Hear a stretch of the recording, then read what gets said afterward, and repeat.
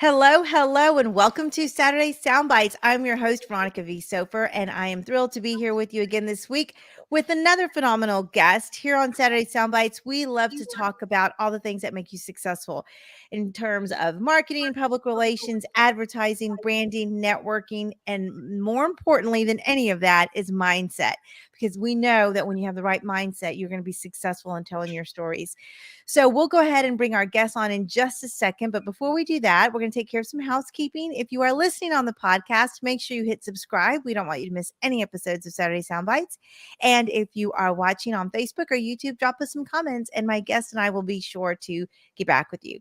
So we'll go ahead and kick off this awesome episode. I have the amazing Rachel Withers joining us. Hello, Rachel. Thank you for joining us. Oh, hi there. Thanks for having me.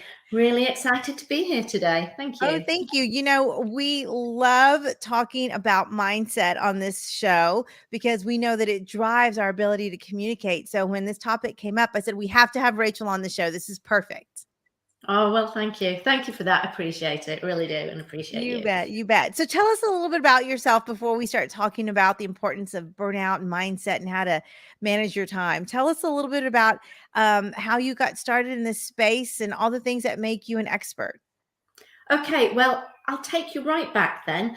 I actually trained and performed as a classical ballet dancer. So I was a professional ballet dancer many, many years ago now, seems way back when. And I actually left the dance world and I felt a little bit of burnout there. It's highly competitive, so we can talk about that as well. But I left the dance world and I became a mum, had a family, and went into real estate, into the real estate business, something completely different. But it was actually when I was walking my daughter home from school. She ran out of the school gates. She must have been about kind of 4 at the time. I chased after her and it was like, oh my gosh, I am absolutely exhausted. I'm not fit. I'm out of shape. I'd spent all my time looking after my daughter, my family, not putting myself first at any point. And I thought, I need to get back. So what I did is I started using my ballet techniques and I got myself back in shape. Other women then started to say, we love what you do. Could we kind of do classes? So I did classes, and then it evolved into my business called BalletBeFit, where I help other women build their own business using my BalletBeFit method, a group exercise method. From that, I realized that probably one of the most kind of blocks that they had when it came to really starting their own business was mindset. So I really went into the self-development. I got myself a mentor at Bob Proctor, Patna City, and I worked on that. And that's really how I got into kind of the arena of mindset and business strategy and putting all that together. And so it was really from kind of all those years ago, my daughter running out of the school gates. That's a wonderful origin story. And I love that you were able to take a skill that you trained at and use it as a way to really incorporate your growth and other people's growth, because not everyone would have the ability to do that. So the fact that you were able to take ballet and really turn it into a tool is fantastic, I think. Oh, well, thank you. Thank you. Mhm. Yeah, it was a passion of mine. And I think when we talk about mindset, I think you have to live from purpose. Mm. And if you're not living from purpose or your passion, I think you're not where you want to be. You're probably doing certain goals. I don't know whether that's in your career, your business, or whatever it is. You might have goals, but are they actually aligned with your purpose? And I think that that's something that's very, very important. And as my career's evolved, my businesses have evolved, the more it's come from a place in my heart, a place in my soul, the more that I found that I'm attuned to where I need to be. I'm aligned, and that actually helps keep that resilience and that persistence to move forward in the direction that you really want to go. Yeah, absolutely.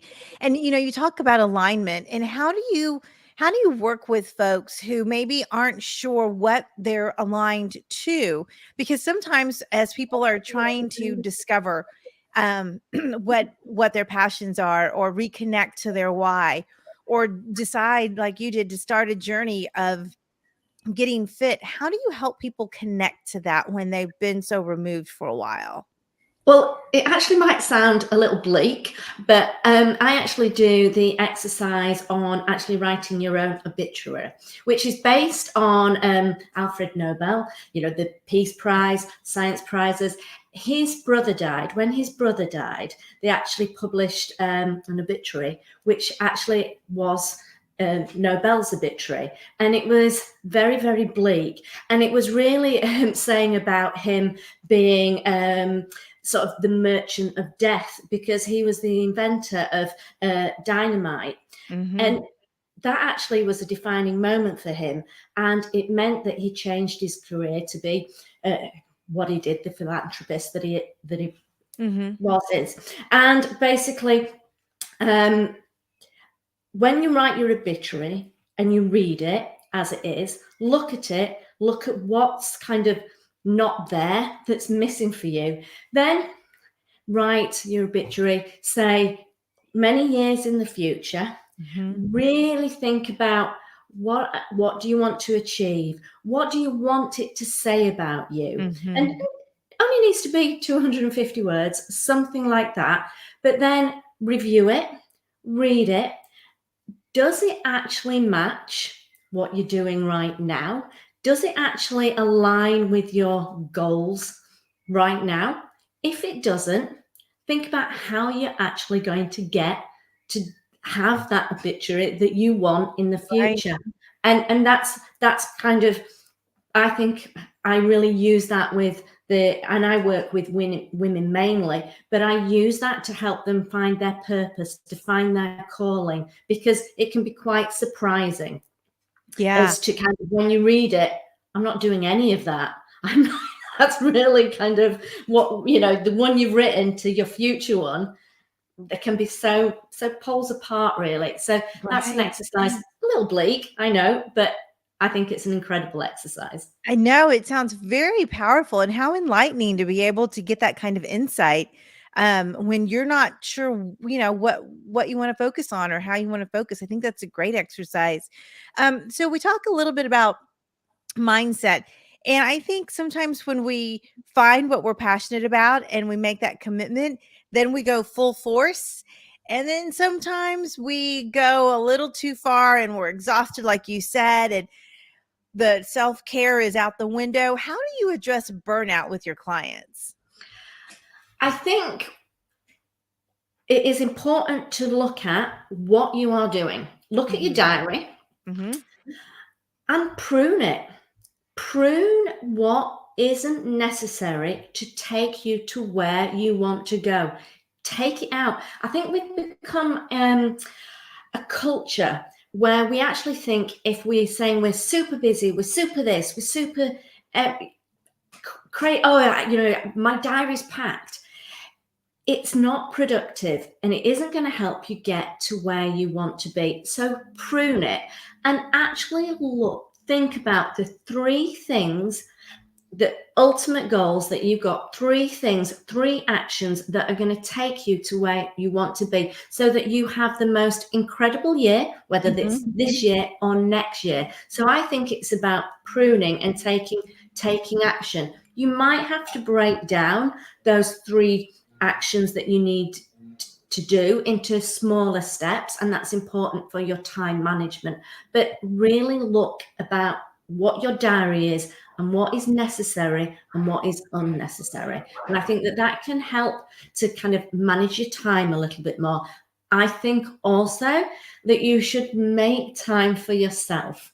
As I kind of when I was a dancer, and then when I was a mom, I try and fit so much in, and I got kind of burnout, and I never found that time for myself. And I always, I'm a firm believer, if you're in service industry, whatever you're doing, how can you serve others if you can't serve yourself? Whether that's in your business, customer service, or that's even at home, in relationships, in family life. So make time for yourself. Absolutely, 110%. And I think a lot of us say we do, and then when you look at your calendar or your diary and you take a look at how far you've extended yourself, you realize the things that you're doing are not in alignment to that self-care regimen that you keep thinking or saying that you're adhering to. So I love that advice.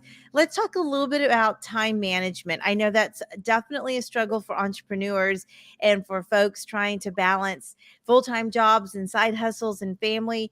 How do you coach people up with time management? Well, I call it kind of the interval training method, or the Pomodoro method, which is really kind of think of a task, write down the task that you need to do and set a time for them. And I like to set 45 minutes. I know the Pomodoro is 25 minutes. Set that time for it. Do it in that time frame. At first, you actually might not be great at figuring out that task, how long that task actually takes you.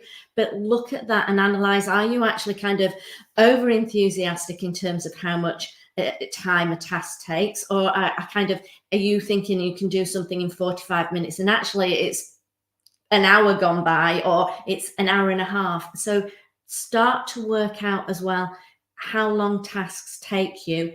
Have a timer, use that timer, and then take breaks, because we become counterproductive anyway if we don't take breaks. We just kind of become all foggy and we start to drift, and then we're not productive. So I like interval training, and stack up, kind of 4 tasks that you need to do. Take a 5-minute break in between, stack them up. Don't go much longer than 2 hours. And then have a really nice break. Get some fresh air. Just do, or whatever it is that just means that you have a proper break before you start again on the tasks that you need to do.